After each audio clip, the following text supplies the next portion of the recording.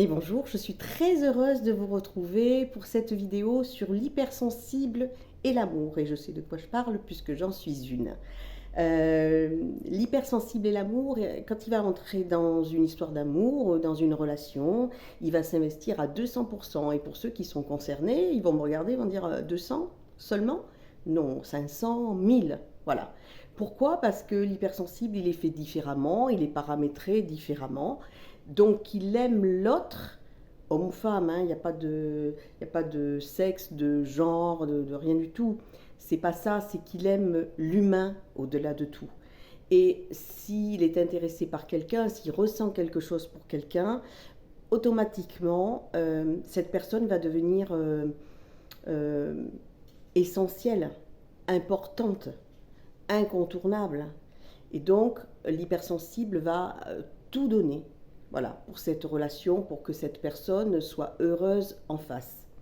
Euh, ça veut dire, ça veut dire quoi? C'est parce que, pour vous expliquer, l'hypersensible a une capacité émotionnelle en fait hors norme, une immense empathie et donc les cinq sens particulièrement aiguisés.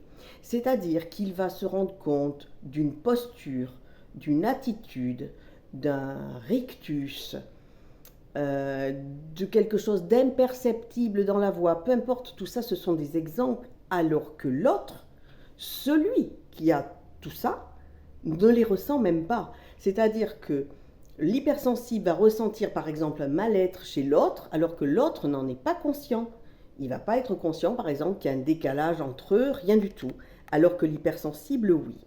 Le résultat de tout ça, c'est que du coup, d'abord, l'hypersensible peut se prendre un retour parce que l'autre en face va se sentir un peu oppressé, acculé, comme si fait voilà, une pression, va avoir peur, va partir par cet immense amour.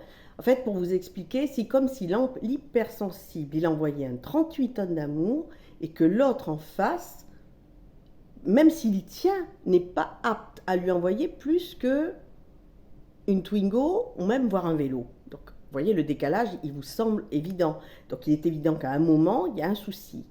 Alors, ce que peut essayer de faire l'hypersensible, c'est essayer de ne pas s'oublier, parce que là-dedans, il va oublier ce dont il a envie, ce dont il rêve. Il veut tellement bien faire. Mais c'est pas pour attendre quelque chose en retour, c'est parce que ça lui semble être bien comme ça, parce qu'il est fabriqué comme ça.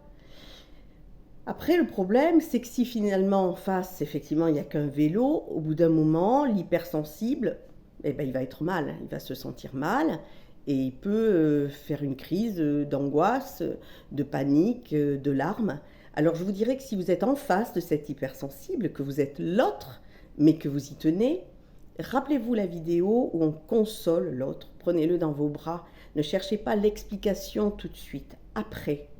Quand on est avec un hypersensible, il faut discuter, il faut échanger pour comprendre son fonctionnement et que lui puisse comprendre le vôtre. Ce qui permet de savoir quelquefois qu'on tient l'un à l'autre, mais pas, on n'est pas sur la même planète. C'est juste ça. Mais sachez qu'un hypersensible, c'est quelqu'un d'adorable, c'est quelqu'un de généreux, c'est quelqu'un de doux, c'est quelqu'un qui veut le bien à l'autre. N'en profitez pas non plus, parce qu'effectivement, l'hypersensible peut être attiré par quelqu'un qui va avoir une certaine emprise et donc s'oublier et souffrir.